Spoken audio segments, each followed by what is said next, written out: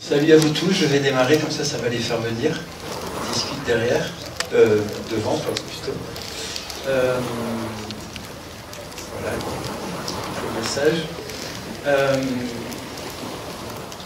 Donc c'est pas le plein air, hein, c'est vraiment l'événement et la venue de Mathias et de Stéphane, ici même à Beaulieu, qui vous font venir, parce qu'on pensait qu'il y avait une petite peur pour la salle de cinéma, mais non, en plein air on était plein, et là on est une belle salle aussi. Merci à vous tous. Un petit mot, déjà, le monsieur qui a sculpté la pastèque avec ses enfants, voilà. Merci, il est là, voilà. Extraordinaire, hein, vous pouvez.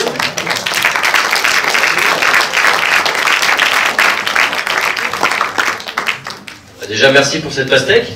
Parce que, bon là, on me dit, bon, normalement on fait des avant-premières de films, et là c'est un peu une avant-dernière. Et du coup, il y a une pastèque cadeau. Une pastèque sirène, elle est magnifique. Vous faites ça souvent, des pastèques sirènes? Parce que vous avez l'air absolument expert. Non, merci beaucoup, c'est génial, c'est très très beau. Et ça ressemble un petit peu à tout ce qu'on vit là depuis 2-3 jours. On est arrivé, on a fait cette première projection grâce à toi, grâce à Flora, de Jack et la mécanique du cœur en plein air, c'était magique. Sur les moments un peu intimes, on entendait presque la mer. C'était incroyable. Hier, on a fait le vernissage de l'expo de Flora. Et donc, il y a des petites figurines que je lui avais commandées, que vous pouvez voir dans son exposition, et que vous allez retrouver dans le film là. Donc c'était ce petit lien qu'on a ensemble. Et c'est vraiment chouette parce que, bon bah voilà, il y en a qui ont des masques, on est séparés d'un siège, on sait que c'est pas une période ultra rigolote. Normalement, nous, on devrait être avec Dionysos en train d'arpenter les routes de France pour jouer les chansons de la sirène. Et ben, des mal pour un bien comme ces quelques projections, c'est extrêmement joyeux. Donc, je suis très heureux de partager une avant-dernière parce que voilà, le film il commence à partir des salles un petit peu et tout. Le prochain rendez-vous, ce sera le DVD, la VOD. Et voilà, il y a une petite salle presque pleine, presque comme si c'était normal. Et c'est très joyeux, donc je ne vais pas vous en dire trop de plus. Et puis après le film, je répondrai à vos questions avec grand plaisir.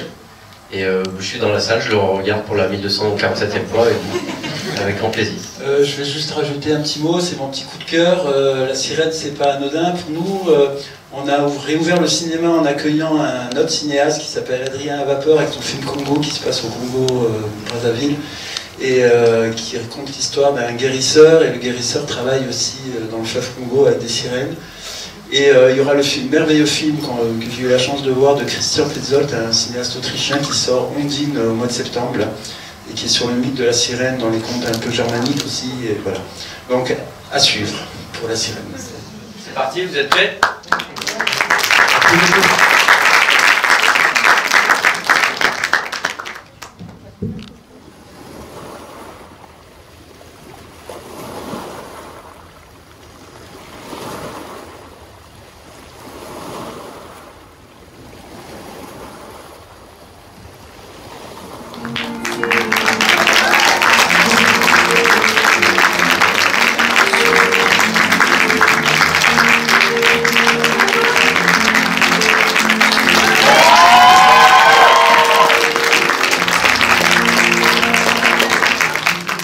Retour à la réalité.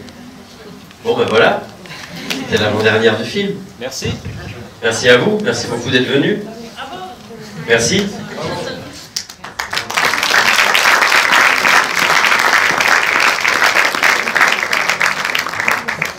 C'est étrange toujours de revoir le film, on repasse par toutes les périodes, les moments de doute, les moments de joie, les moments de choix.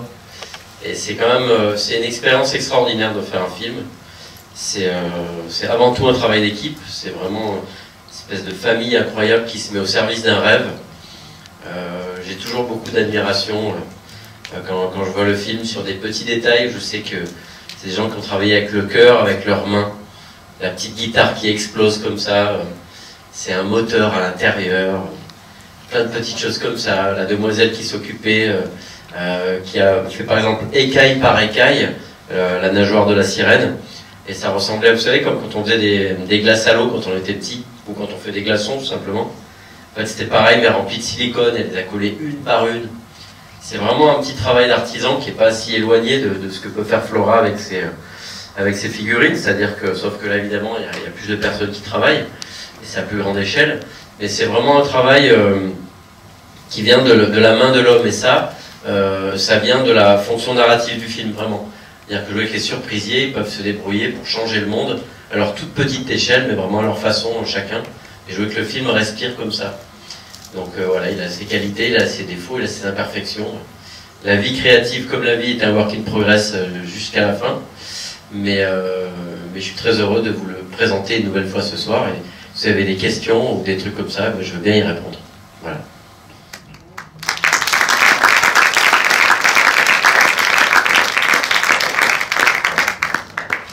Le micro qui peut circuler, mais bien évidemment, il est préférable de porter sa voix. Pas trop compliqué d'abîmer les figurines de Flora? Alors, ça a été épique, hein, les figurines de Flora, parce que on a tourné en Macédoine, hein, parce que vu qu'on a eu quasiment aucun financement français, on a dû coproduire avec des Belges et des Macédoniens, et on allait tourner, à part les extérieurs parisiens, tout en Macédoine. Et la boîte, avec les 5 figurines, il y a seulement 2 qui sont passées. On a dû tomber sur un douanier intelligent encore, qui s'est dit que c'était très dangereux d'avoir plutôt 5 figurines que 3 ou 2. Bon, c'est la vie. Du coup, il y a 2 figurines dans le film, et il y a 3 qui ont été refaites par l'accessoiriste, encore un qui a un cœur énorme, et qui avec les photos des figurines de Flora, est arrivé à refaire à peu près, donc on a mis un peu devant celle de Flora, et les autres font la blague derrière, mais il a fait un travail extraordinaire. Et puis ensuite, on a brûlé, effectivement, les figurines. Ça, elle le savait avant même qu'elle les fabrique, hein, elle connaissait l'histoire. Donc c'était le jeu, et là, je les ai récupérées. Celles brûlées, je vais pouvoir lui les rendre bientôt brûlées. Mais bon, elles ont leur histoire, comme ça. Elles ont leur histoire et leur histoire. Ouais, c'est une belle histoire. Voilà. Comment avez-vous choisi vos acteurs? En fait, j'ai écrit le livre et le scénario en même temps, donc j'ai rêvé à des acteurs très longtemps. Vraiment la seule qui est là depuis le début, c'est Rossi de Palma. Parce que j'avais eu la chance avec Stéphane qui est là, pour ceux qui ont vu la mécanique du cœur il y a 2 jours ou une autre fois, qu'elle vienne faire une voix sur la mécanique. Et j'avais trouvé cette femme aussi extraordinaire en vrai que dans les films d'Almodovar ou autres. Et je lui avais dit en sortant, écoute, si un jour j'ai la chance de faire un film en live, je voudrais que tu sois dedans. Elle me fait, écris-moi un truc pour moi alors. Hein. J'ai fait, donc j'ai commencé par appeler le personnage Rossi directement. Et dès que j'ai commencé un peu à avoir cette idée de surprisier, de sirène, et que ce soit un peu la mère de substitution aussi touchante qu'embarrassante, je lui ai passé un petit coup de fil et je lui ai dit, voilà, j'ai ça, et je l'appelle Rossi. Elle m'a dit, je te promets, je vais continuer à tenir ma promesse, je serai là. Et effectivement, 4 ans plus tard, elle était là. Elle était là en Macédoine, alors qu'elle avait un autre film, d'ailleurs pas loin d'ici, je crois. Elle tournait un film dans la région, c'était extrêmement compliqué, à chaque fois il fallait prendre 2 avions. Mais voilà, ça s'est fait vraiment, et tous les comédiens, je prends elle en exemple parce que c'était mon premier choix, et c'est un choix qui est resté. Mais tous les comédiens qui sont sur le film sont les gens qui sont là pour les bonnes raisons. C'est-à-dire qu'il y a eu des moments où il y a eu des tribulations, des choses, des vents contraires avec des comédiens, etc. Et après j'ai rencontré d'autres comédiens, et puis donc certains ou certaines, ça a été oui mais mon agent, d'accord, mais finalement, ah oui moi je joue, mais s'il y a lui, s'il n'y a pas lui, moi je joue pas, enfin, des trucs comme ça. En fait, donc là, en fait, moi, mon amourophone, il tombe en panne très vite quand c'est comme ça. Et du coup, j'ai pris, en fait, ceux qui avaient du désir. C'est la fameuse phrase de Brel, qui est pour moi presque une devise, et dit le talent, c'est le désir, c'est celui qui a envie. C'est celui qui va s'arracher, qui va se battre, celui qui a envie va amener quelque chose. C'est valable pour les comédiens, c'est valable pour les réalisateurs, c'est valable pour toute l'équipe qui est impliquée dedans. Et j'ai fait donc des rencontres et j'ai pris ceux qui vibraient pour le film, ceux qui avaient les yeux qui pétillaient pour jouer une sirène ou pour jouer un crooner au cœur brisé ou pour jouer son père. Et voilà, donc je les ai vraiment choisis au cœur, à part Rossi qui était vraiment un fantasme, et après ça a été vraiment au fil des rencontres et du désir. Après, ce que je voulais vraiment, c'est quand même, j'avais aussi des intentions, ça n'a pas été un hasard. Le côté petite créature, beauté étrange de Marilyn m'allait très très bien. Je voulais pas juste une très belle fille, je voulais une espèce de fragilité, je voulais qu'elle ait un côté petit animal comme ça, comme elle a, avec ses yeux assez écartés. Elle fait presque penser au personnage de Nicoletta Cecoli qu'on a travaillé avec Stéphane pour la mécanique. D'ailleurs, c'est une comédienne amie, Laetitia Edo, qui m'avait dit, cette fille, Marilyn Lima, on dirait qu'elle sort de tes films et de tes livres. Elle a vraiment ce truc. Et je trouve que c'est le cas. Et elle a vraiment joué le jeu, c'était pas facile parce que perruque, maquillage, queue de sirène, dans l'eau toute la journée. Je vous assure que, parce que là il y a 0 fond vert, il y a des mini-ajustements 3D sur l'île des surprisiers, 3 petites choses, un petit peu à la ceinture sur la queue de la sirène, mais il n'y a rien en effets spéciaux. Vraiment, c'est un tout petit film, un tout petit budget. Et en même temps, voilà, il fallait tout le temps se débrouiller avec le plateau, trouver des solutions tout le temps. Qu'évidemment, c'est un travail d'équipe, mais aussi c'est les comédiens. Et puis Nicolas, moi je voulais justement dans cet univers assez enfantin et féminin, je voulais justement un contrepoids. Je voulais que lui, il ait un côté planté dans le réel et dans quelque chose de physique. Je voulais surtout pas, j'adore Pierre Ninet par exemple, mais il aurait fallu surtout pas Pierre Ninet là-dedans. Je trouve que ça aurait trop sucré l'histoire. Là j'avais besoin de sa grosse voix, de quelque chose d'un petit peu plus, d'une virilité, que ça soit un faux dur et un vrai tendre. J'avais besoin de ce mélange-là, il m'a apporté ça. Et le truc qui n'était pas forcément prévu et qu'on a trouvé vraiment ensemble sur le tournage, c'est la petite Buster Keatonite qu'il a pris, quoi, à courir partout. C'était pas vraiment prévu au début, puis c'était la première scène qu'on a tournée ensemble, c'est la scène où il arrive en chaussettes à l'hôpital, où là c'était logique dans la scène qu'il court, parce qu'il fallait qu'il aille vite, et du coup il y a plein de fois, il a fait putain je vais me casser la gueule et tout, je suis bah, c'est marrant justement, vas-y à fond, donc il déborde sur le côté et tout, et on a trouvé ça tellement cool qu'on l'a gardé tout le long, et en fait ça lui donne, c'est un personnage qui court partout. En fait je m'aperçois que bah, même dans le Jack on fait ça beaucoup aussi, souvent les personnages courent.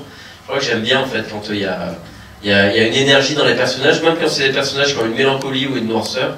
J'aime qu'il y ait une énergie physique, ça vient peut-être de mon goût pour le cinéma muet ou pour le film, le cinéma d'animation aussi. Mais j'aime ça et Nicolas m'a vraiment apporté ça avec ce côté à la fois voix grave, posée, un peu avec ses gros muscles et son côté un peu comme ça, et en même temps une énergie presque cartoonesque par moment. C'est rigolo parce qu'avec Stéphane, quand on faisait la mécanique du cœur, nous on a essayé au maximum de rendre le film le plus cinématographique possible. Et là que j'étais face au cinéma, il y a plein d'idées un peu cartoon qui nous sont revenues.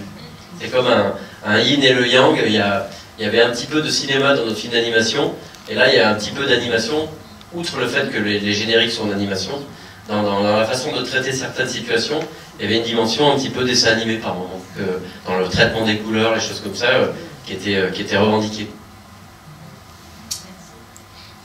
En parlant de débordement de l'un à l'autre, les œuvres qui peuvent se croiser, l'autocitation entre guillemets, c'est complètement fortuit ou il y a un choix qu'à venir? Parce que là par exemple il y a eu Candy Lady. Le passage avec le film de Méliès qu'on retrouve. Non, c'était pas prévu. Il y a plein de... Alors, je vous réponds juste sur la mécanique du cœur. En fait, dans le livre et dans le scénario, à l'origine, en fait, il lui mettait la petite sirène de Disney. Ce qui était un choix plus pop et marrant, qui était une référence rigolote. Mais évidemment qu'on n'a pas pu avoir les droits. Parce que Disney, c'est pas une question de prix, c'est qu'il ne donne rien de Disney à quelque chose qui n'est pas Disney. Donc je me suis dit, bah, moi j'en ai un film de sirène en fait, dans mon précédent film. Et en fait, finalement, alors c'est moins pop, mais c'est plus dans l'esprit du film. Il y a eu plein de petites choses comme ça, par exemple, normalement dans le livre, c'est des œuvres Kinder qu'elle offre avec des surprises, aussi, qui collectionne, on voit sa collection au début du film, qui montre à quel point il est célibataire depuis longtemps, parce qu'il lui dit à chaque fois que je vais rentrer tout seul, vous allez m'en offrir un, et après on voit qu'il en a beaucoup. Et finalement on a fait des œuvres surprisives, parce que pareil, on n'a pas eu, c'est même pas eu on nous a dit non, c'est que c'est un film qui s'est fait de manière assez, voilà, assez artisanale, et des fois il a fallu réagir vite. Et on n'a jamais eu la réponse de Kinder, donc on ne peut pas se permettre de mettre des œufs Kinder et d'avoir un problème après. Donc il a fallu trouver des solutions chaque fois. Et je trouve que c'est encore plus le film. Tellement que la petite citation pop a la moins de place dans ce film-là qu'un univers surprisier à part entière. Et pardon, après tu m'as demandé pour d'autres liens. Je pense, voilà... Gaspard Neige. On entend Candy Lady, voilà, Gaspard Neige, enfin il y a plein de... à chaque fois. Gaspard Neige, en fait, dans Le Plus Petit Baiser, il n'a pas du tout cet âge-là. Et en fait, j'imagine qu'il aurait pu être un des premiers surprisiers et que Sylvia Snow appelait son fils comme ça en clin d'œil à ce personnage. Et c'est pas le même personnage que dans Le Plus Petit Baiser. Non, mais c'est pour ça ma question, c'était est-ce que c'était volontaire? Ah bah c'était volontaire, ouais, c'était complètement volontaire. Il y a tout un tissage en fait entre toutes les œuvres. Toujours. En fait, c'est pour ça que avec Stéphane, on est fan d'un mec comme Spielberg, parce que c'est des créateurs de monde. C'est des raconteurs d'histoire, mais c'est des créateurs de monde. Et moi, à mon humble niveau, c'est ce que j'essaye de faire. Je vais passer toute ma vie à le faire et à me tromper, à recommencer surtout, avoir le courage de recommencer. C'est quand même un film qui parle de ça, amoureusement ou dans la vie d'une manière générale, le courage de recommencer. Et en fait, moi, j'essaie de fabriquer un monde. Donc il y a des liens que je fais des fois de manière involontaire ou inconsciente. Et puis il y a beaucoup de choses que je tisse et qui me font ma matière et qui ne sont pas un plaisir d'autocitation, qui sont au contraire un plaisir d'élargissement de cette toile pour accueillir encore plus. Et les gens, c'est des bouteilles à la mer, sauf que ça permet de les lancer plus fort et plus loin et d'avoir plus de gens possibles statistiquement qui les retrouvent. Comme par exemple avec votre question aujourd'hui à Nice, alors que je devrais être, s'il n'y avait pas le Covid, en train de jouer en festival, je sais pas où. Et un film ou une histoire, c'est ça en fait. Ce qui est beau aussi dans un livre, c'est que chaque fois que j'écris un livre, à chaque fois que les personnes le lisent, il y a un film par lecteur. Et puis finalement, d'en proposer une version, la mienne, et ben ça me passionne complètement. Je peux plus maintenant, c'est un défaut de fabrication, c'est-à-dire que là j'écris un nouveau roman. Et je me suis dit, bon, bah, cette fois, je vais me calmer. Je vais pas écrire le scénario et la musique en même temps. Mais par contre, les idées de cinéma viennent. J'ai carrément des images, donc j'écris pas le scénario, mais je note, parce que j'ai des idées de plans, des idées de situation, en écrivant le livre. Et c'est très stimulant, parce que ça me donne des envies de musique aussi, parce que l'atmosphère, alors atmosphère, chanson, image, et en fait, du coup, il y a une dynamo qui se met en route, comme quand on pédale et que la lumière se fabrique. Bon, bah, des fois on n'arrive plus à pédaler, des fois on est fatigué, des fois il fait trop froid, des fois il faut dormir, mais il y a quand même des fois il y a des petites lumières, et cette lumière, surtout par les temps qui courent, outre je ne parle pas de manière personnelle, je pense que les petites lumières sont bonnes à prendre. Voilà. J'ai dit une connerie parce que... Mais ouais. Mais il y a quand même peu dans... C'est moi qui parle. Ouais. Je me disais, putain, il y a un mec avec une grosse voix. Il y a quand même un peu de gens qui travaillent le son, l'image, le scénario, le bouquin, et tout comme c'est quand même un travail considérable. Bravo. Bah, merci beaucoup, mais c'est vrai que c'est un travail d'équipe. Vraiment, c'est la vérité d'un film, d'un tournage, ce que je dis. C'est-à-dire que c'est pas juste une bonne parole pour remercier. C'est tout est important. Tout est important. De l'acteur secondaire, des figurants, passant par l'accessoiriste, et je dirais même la demoiselle qui faisait le catering, et qui permet d'avoir un impact sur l'humeur de l'équipe, avec la façon dont elle fait à manger. Tout est important. Il n'y a pas dans un film, et peut-être encore plus dans un film à univers, c'est impossible de laisser quelque chose au hasard. Ça ne veut pas dire qu'on ne peut pas improviser, mais tout ce qui est à l'image, de la dernière poignée de porte jusqu'aux chaussures de tel personnage, alors ça c'est peut-être une maniaquerie que j'ai appris avec Stéphane en faisant le film d'animation, où là de toute façon vu que les choses n'inventent pas, il faut toutes les fabriquer. Donc comment on les fabrique tout, on doit toutes les choisir. Mais là pour le film, c'était pareil, j'ai pas pu supporter que j'aime pas trop la paire de chaussures qu'avait l'infirmier, même si finalement on les voit pas à l'écran. C'est comme ça. Maintenant c'est... Mais je pense que c'est une bonne méthode de travail parce que ça te permet vraiment d'être en accord avec ton désir. Et c'est ce fameux désir qui entraîne une équipe ensuite. Si un mec, le chef d'école, si tu veux ça ou ça que tu fais haut, bah, le mec il va faire aussi comme ça. Si tu vraiment as une idée et que tu sais pourquoi, bah, en fait tu entraînes dans ton rêve. Surtout encore une fois quand on va dans quelque chose qui est un petit peu, qui est légèrement ovniesque, parce que ok c'est une comédie romantique, mais elle est surnaturelle, elle est surréaliste. Donc ah ouais, au début avant qu'on ait fait la queue, la nageoire et tout ça, sirène vraiment dans la scène. Il faut arriver à vraiment tout en restant ouvert à la force de proposition, avoir une vision très claire. Et en fait, la vision, plus il y a du désir en soi, plus la vision s'éclaircit. Parce que même si on se trompe pour les bonnes raisons, on se trompe pour des raisons de cœur, et du coup, ça ne devient pas un truc intellectuel pénible où il y a des rapports d'ego et de subordination. Donc c'est capital. Encore une fois, j'en reviens à cette question du désir très fort. Combien de temps a duré le tournage? Alors le tournage, c'est un tournage assez court. Encore une fois, c'était des histoires de budget. Il a duré 35 jours. 35 jours, dont 7 jours à Paris. Donc c'est pas beaucoup, ça paraît beaucoup. C'est déjà une belle colonie de vacances avec une équipe formidable. Et c'est une bonne immersion. Assez folle déjà, mais c'est pas beaucoup à l'échelle de tout ce qu'on a dû tourner. Et puis, pardon. Mais avec tout ce qu'il y avait à faire, avec la nageoire, le temps d'installation des plans, était quand même, avec la sirène, à chaque fois assez long, et beaucoup de préparation. Donc il a fallu vraiment tous être sur le qui-vive tout le temps. Et on a beaucoup fait d'heures sup, avec une équipe qui a accepté les heures sup. Tout le monde en fait était émerveillé à l'idée de faire le film en fait. Personne n'a râlé, bon il y en a toujours un ou deux qui sont plus ou moins faciles. Hein. Il y a toujours une loterie émotionnelle comme ça qui fait que les atomes crochus sont pas complètement à 100% avec tout le monde, mais d'une manière générale, il y avait vraiment, voilà, tout le monde portait le côté, tout le monde voulait être un surprisier. Sur la feuille il y a une feuille de route tous les jours comme ça, feuille de service qu'on appelle, où on sait qu'est-ce qu'on va tourner, à quelle heure, quelle scène, etc. Les rendez-vous, des maquilleurs, etc. Et en fait, c'est une petite tradition de mettre un petit mot du réalisateur sur la première feuille de service. Et je me rappelle pas par cœur ce que j'avais mis, mais je leur avais dit, pour moi, pour qu'on réussisse le truc, il faut qu'en sortant de ce tournage, vous soyez tous des surprisiers. Et ils m'ont tous dit, bah ça ouais, tout. Et en fait, ça les a amusés.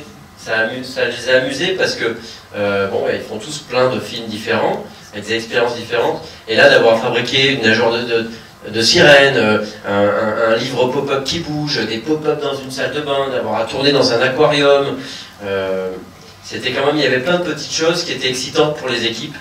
Et même les effets spéciaux, les gens qui ont travaillé sur le livre des surprisiers, ils se sont régalés, quoi. Ils n'ont pas eu à placer des câbles ou des trucs comme ça. Ils ont eu à fabriquer des petites choses. Et bon, moi, c'est vrai que c'est une façon de voir la création, la vie et le cinéma qui me plaît. Hein, il y a encore une mini-apparition de Georges Méliès dans ce film. Mais c'est le premier... c'est lui qui a pensé le cinéma au lieu de l'inventer techniquement comme pour raconter des histoires et s'amuser avec en fait. S'amuser à s'auto-surprendre, donc c'est peut-être le premier des surprisiers, finalement Méliès. Et dans la prochaine histoire que je raconte, il fait encore une apparition. Je pense que ça va devenir une marotte porte-bonheur, Méliès. Surtout que, bon, en plus, on a eu la chance qu'il soit interprété au niveau de la voix par Jean Rochefort, et ça c'est aussi un grand souvenir. Flora, à toi. J'ai pas eu l'occasion de te demander, il y a une différence dans le film par rapport au livre qui est notable, c'est la fin de l'infirmière. Ouais, qui ne se transforme pas en sirène. Ouais. Alors, je vais te dire pourquoi. Évidemment, j'étais parti là-dessus sur le scénario aussi. Normalement, en fait, au moment où, pour ceux qui n'auraient pas lu le livre, qui découvrent le film aujourd'hui, quand elle a le petit combat avec le biologiste, en fait, on voit qu'elle est piquée. Normalement, elle est piquée à ce moment-là, et en fait, du coup, elle se transforme en sirène, petit à petit. Alors, pas entièrement, mais elle commence à avoir des plaques. Ça devient une espèce de version noire de la sirène. Et ça marche dans le livre pour moi, parce que j'ai le temps de l'installer, et notamment la scène de fin. Scène de fin, j'ai le temps de rester sur... Alors que là, à l'image, quand j'avais Milena qui se transformait en sirène au milieu de l'émotion des deux personnages principaux, en fait, pour parler crûment, ça foutait le bordel. C'est-à-dire qu'en fait, c'était une question de choix et de hiérarchie. Et le plus important, c'est qu'on soit dans l'émotion de ce déchirement de ce Gaspard qui se croit immunisé avec il était de mauvaise foi au début du film en pensant qu'il tomberait plus jamais amoureux, et il est de mauvaise foi à la fin en disant qu'il ne risque rien alors que son cœur commence à avoir des ratés assez dangereuses. Donc là, il fallait vraiment que je reste avec cette émotion-là, de lui qui la laisse partir, etc. et avoir maintenant une Milena qui se transforme en sirène derrière sur le film, alors que j'étais le premier à vouloir ça. Hein. Je trouvais ça fort et tout, qu'il y ait une espèce de basculement et que les 3 personnages aient fait un chemin complet. Mais le tour complet de Milena, en fait, abîmait trop le tour complet de Luna, de Lula et de Gaspard, donc je l'ai enlevé. En plus, il y avait l'autre chose qui m'a complètement convaincu de le faire, c'est que le trucage qu'on avait, on n'avait pas beaucoup, on avait tout le budget sur la queue de la sirène, et les plaques qu'on avait fait qui étaient en fait des trucs qui se collaient avec du maquillage et tout, c'était pas ouf. Ça marchait, mais c'était pas ouf. Et du coup, je me dis, putain, si ça casse l'émotion, qu'en plus c'est un peu en dessous du reste du niveau du film et tout, je pense qu'il vaut mieux toujours, normalement pareil pour ceux qui ont vu le livre, il y a une grosse scène à l'aquarium où l'aquarium explose, où la sirène prend peur et du coup se met à chanter, casse. Bon, bah, si j'avais un budget à la Spielberg, j'aurais pu essayer de le faire, je sais pas si j'aurais été capable de bien le réaliser, de cette comme ça de catastrophe, j'ai pas d'expérience en la matière, mais là j'ai tourné la scène avec 40 figurants. C'est mignon, mais tout d'un coup ça baisse un peu le niveau du film. Alors effectivement, j'ai perdu un peu en dangerosité. Parce que là, elle était plus dangereuse que pour Gaspard ou que pour les quelques amoureux. Elle devenait un danger public. Donc dans l'histoire, ça avait une fonction. Mais à l'image, ça rendait pas. Donc c'est ça aussi le travail d'adaptation. C'est aussi de faire des choix, d'enlever des choses qui marchent des fois en livre, qui marchent même des fois au scénario, et qui, sur le tournage ou ensuite au montage, tu t'aperçois que, bah non, tu as des bonnes surprises et tu en as des mauvaises, et il faut avoir l'ego suffisamment en place pour accepter que certaines choses ne marchent pas, et pas les mettre juste parce qu'elles étaient prévues. Voilà. Je suis assez étonné que ce soit si compliqué de produire des films comme ça en France. Il fallait aller faire une sirène en Macédoine ou d'aller là-bas le réaliser. Et je voulais savoir, d'abord merci pour les dialogues. J'ai vraiment passé un super moment entre ce contraste entre justement l'imaginaire et le réel. C'était vraiment génial. Merci. Et je voulais savoir quel était ton meilleur plaisir entre écrire, composer et réaliser? Question piège. C'est complètement non, c'est pas piège du tout. Ça c'est normal que ça se pose, mais en fait c'est complètement équilatéral. C'est mon joli problème. C'est que je prends un plaisir complètement différent. C'est comme si je vous disais, vous préférez, vous prenez plus de plaisir quand vous êtes sur votre paddle ou quand vous êtes en plongée ou quand vous faites du bateau. En fait, on aime les choses pour des raisons différentes. Comme on aime le chocolat, mais on peut aimer aussi, je sais pas quoi, les crêpes ou des trucs, d'autres trucs un peu plus différents peut-être, mais pas chez moi. Mais je sais pas, il y en a qui se régalent avec les légumes et en même temps avec le chocolat, j'en sais rien. Mais en fait, c'est des plaisirs différents. C'est-à-dire que moi, je suis un faux solitaire. C'est-à-dire que j'ai besoin d'être devant mon ordinateur à écrire des livres. J'ai besoin de silence. C'est pour ça que j'aime tant la nature. J'aime me retrouver à me baigner comme on l'a fait cet après-midi, d'être sur un paddle, d'être au milieu d'une forêt dans une cabane.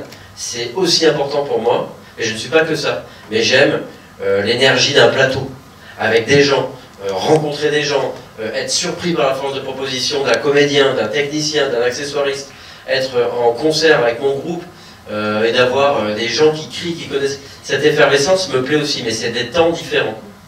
C'est des temps différents, et bon, parce que je suis un peu hyperactif et hypersensible, et encore plus, peut-être depuis que j'ai eu ma greffe de moelle osseuse il y a 5 ans, qu'un petit syndrome de survivant qui a augmenté un petit peu les choses, fait que ce plaisir-là, en fait, me traverse tellement fort, que c'est comme une espèce de drogue.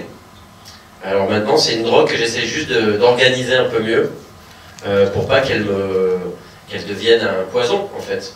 Et pour que ça reste un plaisir, parce que, enfin, moi, je pourrais pas vivre sans ces rêves-là. Après qu'ils se réalisent ou non, c'est encore un autre sujet. La mécanique du cœur avec Stéphane, quand j'ai écrit le livre, je rêvais du film. Je pensais pas une seconde qu'un jour le film se ferait. Film d'animation, très cher. Et finalement, il y a eu une chance, une opportunité qu'on est arrivé à saisir. Là, quand j'ai écrit ce livre, j'ai écrit le scénario en même temps, je le voulais à tout prix. Je voulais à tout prix faire ce film. C'était un petit peu ma revanche, justement, quand la mécanique du cœur est sortie, je suis rentré à l'hôpital, je suis resté 11 semaines en chambre stérile. J'ai fait la promo jusqu'à la fin, j'ai rendu le bébé, et après, le film est parti tout seul. Et toute cette joie-là m'a été volé par la biologie, la loterie biologique. Et j'avais une envie, en fait, et ça faisait partie aussi de ma motivation de guérir. J'ai envie de guérir avant tout pour mes proches et pour vivre, mais j'avais envie de revivre des moments de cinéma, j'avais envie de retourner en concert, j'avais d'autres histoires en moi qu'il fallait que je libère. Et donc, du coup, c'est vraiment pas une langue de bois que de dire, c'est que vraiment, j'aime tellement être sur scène. Mais je pourrais pas être que sur scène. J'aime tellement écrire, mais que écrire, et pas essayer de faire de films ou pas de concerts et pas être en interaction avec les gens, ça m'irait pas non plus. Peut-être qu'en vieillissant, j'aimerais que écrire, je sais pas. Mais parce que quand j'étais plus jeune, j'aimais être quasiment que sur scène. J'écrivais pas encore de livres. Donc peut-être que ça va évoluer, mais aujourd'hui, je prends autant la joie de tout ça. Je suis très reconnaissant de cette joie-là. Je sais qu'elle n'arrive pas toute seule, c'est du travail. Mais c'est un travail que j'ai un plaisir et une passion folle à effectuer. Voilà. Oui. Pourquoi avoir mis des détails de Chéri fais-moi peur? La bagnole de Chéri fais-moi peur, en fait, c'était pas, je l'ai pas prise parce que c'était Chéri fais-moi peur, Ouais. mais je voulais vraiment qu'elle ait un côté un petit peu cartoonesque, cette voiture. C'était plus pour faire la comparaison avec le tuk-tuk. Ouais. Il y avait vraiment, c'était un peu Bip Bip et le coyote, quoi. C'était vraiment, et je voulais qu'en fait les deux voitures soient des personnages en soi. Donc j'ai cherché des vieilles voitures qui claquent. Et quand je suis tombé dans les propositions qu'il y avait dans les bagnoles qu'il y avait en Macédoine là-bas, je suis tombé sur celle-là, je fais putain, Chéri fais-moi peur. Drôle. Et en plus la bagnole a une super gueule. Donc j'ai pris celle-là, pas pour faire le clin d'œil, mais parce que j'ai trouvé ça fun en fait de le faire. Voilà. Elle a une grande importance. Ah oui, bah bien sûr qu'elle est importante parce qu'elle signe aussi le personnage. Elle rend le personnage plus surprenant. Et ça aurait été quand même relou d'avoir une poursuite avec une Clio, quoi. Ça aurait été quand même moins cool. Déjà, ça m'a fait mal, mais moi j'ai du mal hein, avec les trucs normaux. Mais déjà, les taxis, bon alors, quand moi je choisissais le tuk-tuk, on l'a peint avec de la feuille d'or. Après, il y avait cette bagnole de Milena. Et les deux taxis, quand il y a eu des taxis qui ne veulent pas l'amener à l'hôpital, je dis, putain, il faut vraiment prendre des taxis normaux. Ça m'emmerdait en fait, j'avais pas envie, tout de suite j'avais l'impression d'être dans le téléfilm, ça m'ennuyait terriblement. Mais là, c'était fonction narrative, il fallait que ce soit des taxis normaux, donc j'ai pris les taxis normaux. Et, pardon. Donc pour rebondir là-dessus, le chat c'est aussi pour General Lee en fait. Non, le chat c'est parce que, en fait, j'aimais bien l'idée qu'il se soit acheté un chat, après ça te fait plaquer. Et qu'il dorme avec lui dans le lit comme à la place de sa meuf. Et ce truc-là. Après voilà, c'est toujours pareil. L'adaptation, ça on le sait un peu mieux dans le livre. Dans le livre, j'ai un peu plus le temps d'installer ça. Il y a un truc qui est beaucoup plus installé dans le livre aussi, c'est le personnage de Milena. J'étais obligé, encore une fois, pour des choix, des priorités cinématographiques, de privilégier Gaspard et Lula. On a beaucoup plus de choses sur le passé de Milena et sur ses traumatismes dans le livre. Mais ça fait partie de l'adaptation, c'est comme ça. Comme je le disais quand on parlait de la mécanique du cœur il y a 2 jours, quand je fais un concert, bon maintenant avec Dionysos on a 9 albums, on ne peut pas tout jouer. Et même on ne peut pas jouer tous les arrangements quand il y a eu un orchestre, ou quand on a fait plein de multipistes et de choses. Il faut faire des choix. Et le choix d'enlever est intéressant aussi. Et on avait une discussion sur l'écume des jours de Boris Vian de Gondry. Et moi, je suis un fan perclus de Gondry et de Boris Vian, dont je suis le parrain du centenaire, grâce à qui j'ai rencontré la femme de ma vie qui est au premier rang là. J'aimerais bien qu'il ait une petite ovation. Elle a peur de monter sur les paddles, mais elle est extraordinaire.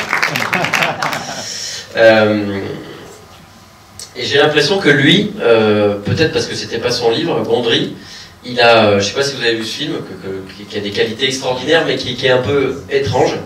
Il a voulu faire toutes les métaphores de Vian. C'est-à-dire qu'on dirait qu'il n'a pas choisi. Il y a à un moment donné, on dit qu'il y a un truc qui sort d'un robinet, et il a tout mis. Il a tout mis. Et à la fois, c'est complètement admirable, et je suis complètement admiratif, tout pour toujours de Gondry, et même de ce film, mais en même temps, tu te dis putain, s'il avait un peu choisi, eh ben, il y aurait certaines choses qui seraient mieux ressorties, quitte à se faire un peu mal à couper des choses. Le fameux Kill Your Darlings, Quand on vous dit Kill Your Darlings, quand on a un scénario, dans un film, il y a un truc que vous adorez, et ben des fois, vous s'en méfiez un peu, quand on commence à le mettre beaucoup. Mais bon, encore une fois, ça c'est des discussions, et puis ce sera encore à remettre en question sur le prochain. Votre film est un vrai conte. Est-ce que vous avez eu des renseignements sur les enfants? Est-ce que les enfants ont aimé? Oui, alors c'est marrant, hein, parce que pour moi c'est un conte pour adultes, Oui, il est pour enfants aussi. mais il est pour enfants aussi. Et notamment il s'approprie beaucoup les chansons. C'est-à-dire que bon, l'album il est sorti juste une semaine avant, donc on se rend pas bien compte, vu que la tournée Covid et tout machin, on n'a pas pu la faire. Mais je reçois plein de vidéos super mignonnes de gens qui chantent une sirène, d'enfants qui chantent une sirène à Paris ou qui dansent sur les chansons. Et ça avait été le cas déjà sur le Jack et la mécanique du cœur, et qui est plus une comédie musicale, un peu plus que là. Et là, c'est vrai que c'est assez touchant. Et pardon, j'ai pas complètement répondu au début de ta question sur la difficulté de produire en France un film avec du surnaturel. Et c'est très compliqué, oui, en France. Nous, on a une chance énorme avec Stéphane, en fait, c'est qu'en fait Luc Besson soit Luc Besson, Virginie Besson et même ses enfants se soient entichés du projet. Et donc, c'est un producteur conséquent et il est arrivé à produire le film avec des difficultés colossales, qui a fait que ça a duré 6 ans, mais on y est arrivé. Alors que Une sirène à Paris, en fait, moi j'ai quand même eu un producteur qui m'a dit quand même, trouve pas qu'il y a un peu trop de scènes dans la salle de bain. On va pas trouver un truc pour qu'à un moment donné elle se transforme, elle ait des jambes, pour qu'elle puisse. Voilà. Donc voilà, il y a des trucs comme ça. Et c'est très compliqué en France. D'un point de vue productionnel, on n'a pas la culture du fantastique. En plus, je ne sais même pas si c'est vraiment un film fantastique, c'est plus que, comme vous disiez, un conte. Donc on est plus dans ce qu'on appelle le réalisme magique. C'est-à-dire que la situation, tout est, à part la sirène, tout est réaliste. Peut être farfelu, mais en tout cas peut exister. Une péniche où on cachait des résistants qui devient maintenant un endroit où on fait des concerts, ça existe, des speakeasy à Paris, il y en a plein. Bon. Tout ça peut exister, le seul élément surnaturel, il n'y en a qu'un, c'est comme dans E.T. quoi. C'est la sirène, il y a un truc qui vient dérégler tout le reste. Mais c'est pas du fantastique ou c'est pas un Star Wars ou un truc où c'est un monde entièrement construit. C'est un élément qui vient faire une perturbation dangereuse et joyeuse à la fois. Et ce réalisme magique, bon bah en France, finalement qui fait ça historiquement, à part les vieux films écrits par Prévert ou Fantomas ou des choses comme ça, bah, y a Jean-Pierre Jeunet, il y a Gondry, et puis en court métrage, en long métrage, il n'y a pas beaucoup. En tout cas, et en plus, moi je milite pas absolument pour tel ou tel cinéma, je milite pour un cinéma libre et créatif.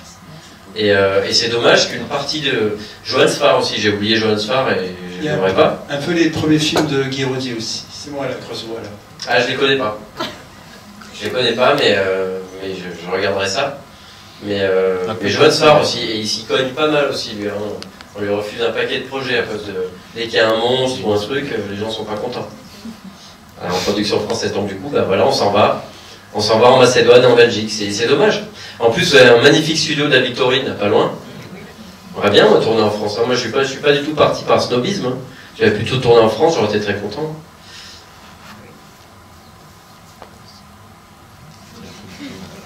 Le voiceographe est fonctionnel? Non, j'essaye. Là, en plus, vous voyez, hein, le réel et l'imaginaire est des fois fragile. Hein. Là, je suis en train d'acheter une péniche, pour de vrai, que je vais appeler évidemment Flower Burger. Et je rêve évidemment de faire venir un vrai voiceographe dedans. On a essayé d'en trouver un pour le film, parce qu'on voulait ensuite le garder pour l'avant-première ou des choses comme ça, et on n'est pas arrivé à en trouver. Pour l'instant, la seule personne que je connaisse, je la connais pas personnellement, mais qui est arrivé à trouver un voiceographe, c'est Jack White des White Stripes, qui a fait enregistrer un album de Neil Young dedans. Mais non, on l'a refait exactement comme celui de Jack White. On l'a refait exactement de la même manière. Et moi par contre j'ai, encore une fois, entre réel et imaginaire c'est fragile, j'ai trouvé quelqu'un par contre qui a la machine, qui n'a pas la cabine téléphonique avec le disque qui tombe comme une cabine de photomaton musical, et qui arrive à graver les disques à un exemplaire en temps réel.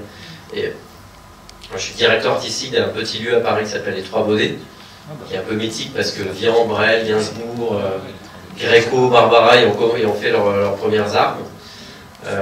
Et en fait, on fait des soirées surprisières, entre guillemets, où on grave des vinyles à un exemplaire, et on fait des tombolas, on fait gagner des vinyles à un exemplaire aux gens.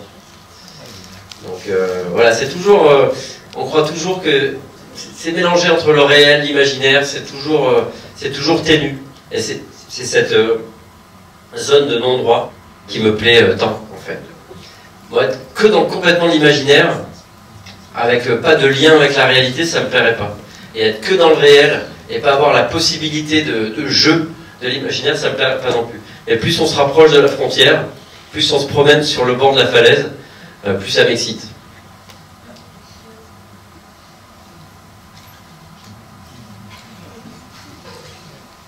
Une dernière?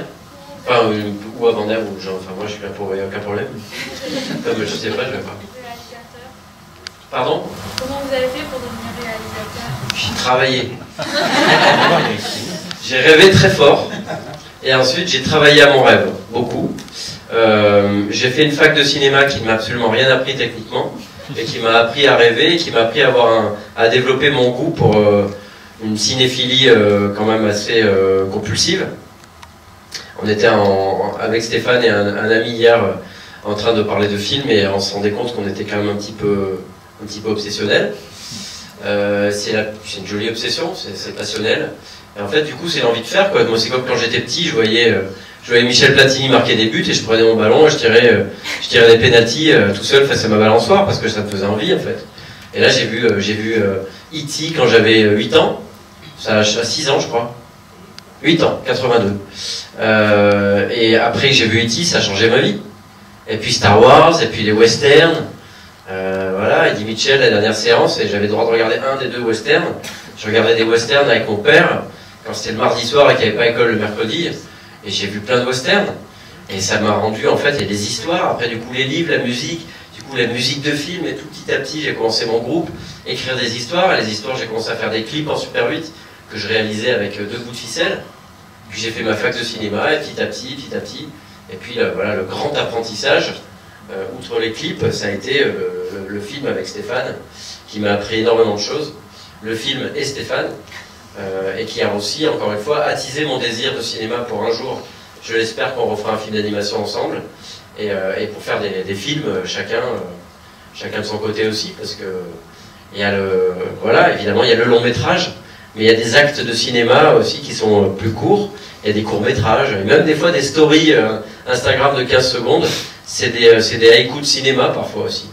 Même si on les fait avec son téléphone, ça a son importance aussi, même si on concourt tous au grand rêve du long métrage, parce que c'est le grand rêve, quoi. C'est le truc qu'on veut faire au bout du bout, quand on a des rêves de réalisation.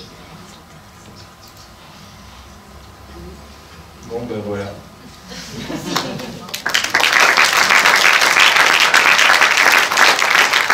Juste avant de partir, je voudrais remercier une dernière fois Xavier et Flora, sans quoi, et ce magnifique cinéma, sans quoi tout ça n'aurait pas été possible. Ceux qui ne l'ont pas encore vu, je vous encourage à aller voir l'expo merveilleuse, au vrai sens du terme merveilleux, de Flora La Chapelle, où vous retrouverez des petites figurines du film en plus, mais surtout pour voir tout son travail. Et puis depuis aujourd'hui, en plus, on a Jack et la mécanique du cœur sur Netflix. Donc si vous voulez revoir notre film avec Stéphane, et ben, vous pouvez assez facilement le revoir maintenant. Merci beaucoup à tous d'être venus.